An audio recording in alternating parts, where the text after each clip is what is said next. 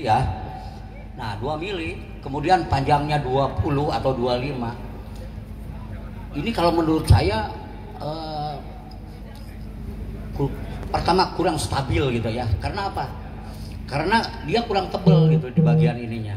Makanya saya usahakan yang pertama untuk golok sembelih itu dia harus stabil dulu. Apa namanya? Badan bilahnya harus stabil gitu. Jangan sampai badan bilah itu sendiri meleot ya Pak. Nah, kena tekukan meleot gitu ya. Nah, kenapa gitu? Bayangin aja ketika kita nyembelih, kita dengan tenaga kuat, pisaunya kurang bagus.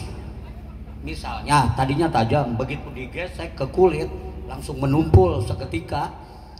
Nah, kita kan menggunakan tekanan tinggi karena pisau belum masuk gitu ya ke dalam kulit. Akhirnya karena tidak stabilnya, karena tipisnya, ini melewat. Nah, itu sering terjadi di lapangan gitu. Akhirnya leher sapi itu coret-coret raca gitu ya, putih-putih banyak itu. Karena apa? Karena salah satunya itu.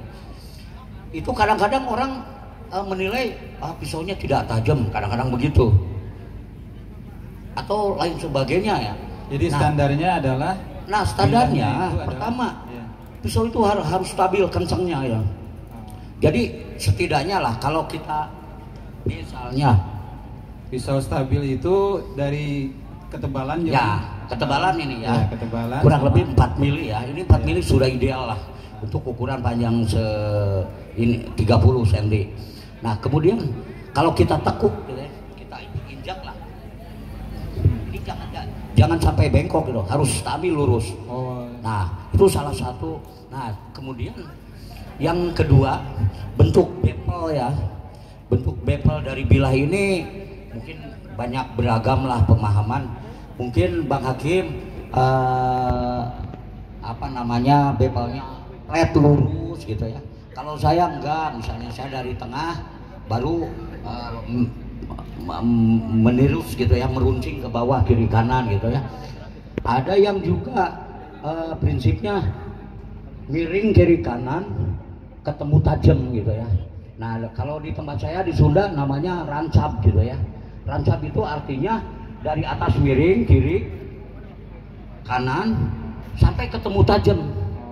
Nah, itu rancap gitu ya. Lurus saja ya.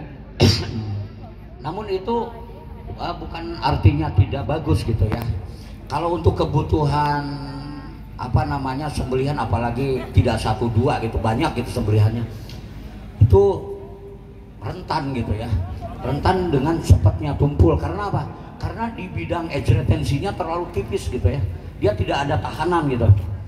Nah, sementara kita juga dalam hitungan 0,5 mili dari ujung tajam itu kita harus perhitungkan ketahanan konstruksinya. Jangan sampai kena tekanan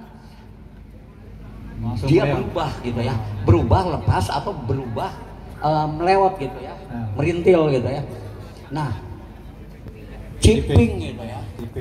Nah, jangan sampai terjadi begitu. Nah, oleh karena itu ketahanan ini pun harus diperhatikan. Artinya kita harus gimana ya? Ya kalau kita belum tahu, belum hafal, ya makanya lah kita sama-sama belajar. Saya juga sama belajar. Terus jadi baja modern diolah oleh maker yang sudah profesional. Intinya begitu ya Pak ya? Iya.